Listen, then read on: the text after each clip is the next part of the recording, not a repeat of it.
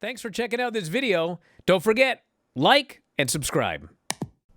Renee interviews the Bucks, who are carrying their bags downstairs, struggling. It's awkward and uncomfortable, and they can't find their locker room. They see Marina Shafir, try to say hi to her, but she cold shoulders them. And what award can Renee win in the Observer Awards? Like, isn't there best non-wrestler? Dude, Isn't there? she is like so full of joy to interview these two losers. And they're so furious, and she's just rubbing it in because they fucked with her for months and months and months and months, and now they're just two geeks. And she's not mean. She's just really happy to interview them. And they're furious. And then, fuck, of all the people to walk up and say it sucked to be them, they choose the biggest fucking geek, this Ricochet geek. Yeah. He comes up, even he thinks they're geeks. And then up comes Don Callis, who offers to perhaps do some business together. He says to them, I know we've had our problems, but now that Kenny's dead, we can all be on the same page. And you probably think I'm exaggerating if you didn't watch the show. That was his exact words. Now that Kenny's dead. And we just moved on. Well, yeah. They killed Kenny. They killed Kenny. And, yeah. So the Bucks say, we'll never join your family, but we do need friends. And they have a very awkward hug. Yes.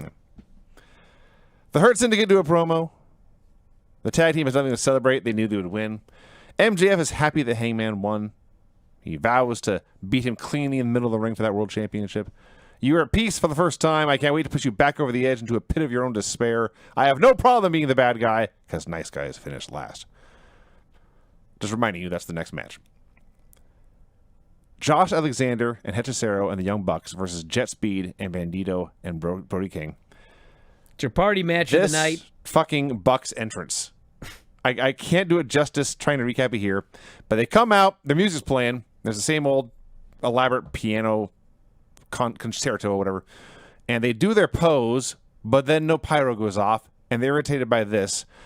And the video is just their words in like ASCII font and EVP with a circle and a line through it. That's the only video they get. And then video of them getting out of their Uber early in the day. And they're furious.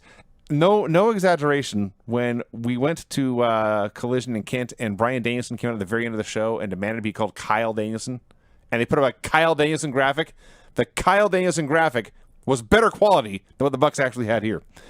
And Justin does this intro. A week or two back, I talked about how Okada knows how to run funny because he was a sprinter. He knows what not to do. Justin Roberts has been a pro wrestling ring announcer for like a decade. He knows what to do. He also knows what not to do. And he did this intro doing everything you're not supposed to do. It was fantastic.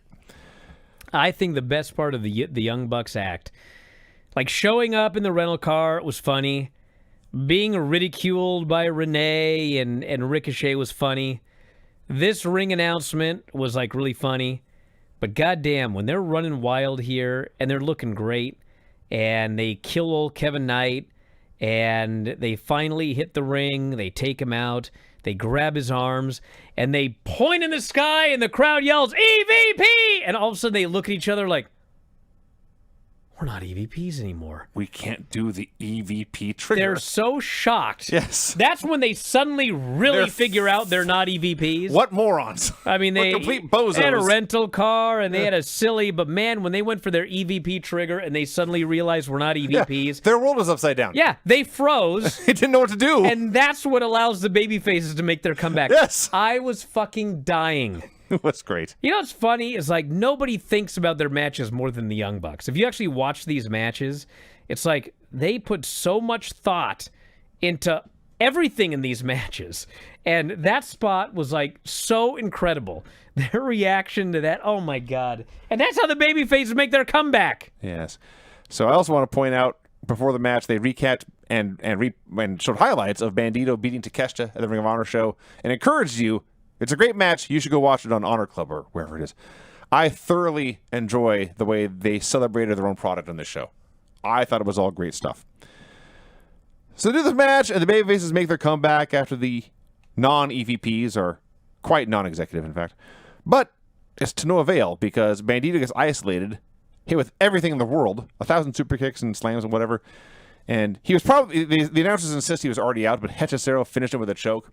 And my gut reaction was, I'm enjoying this Bucks humiliation. I didn't want them to even get the win, this 8-man tag. But then I remembered, Bandito is the Ring of Honor champion. He needs a challenger. Now if you love this show, you should consider signing up at WrestlingObserver.com. WrestlingObserver.com has every show that we have ever done. Over 15,000 podcasts in the archives, dating back to 2005. Searchable by show, searchable by year. Perhaps the first show you ever watched was 2008 WrestleMania? Well, you can head into the archives and you can find the podcast we did, all built around the 2008 WrestleMania.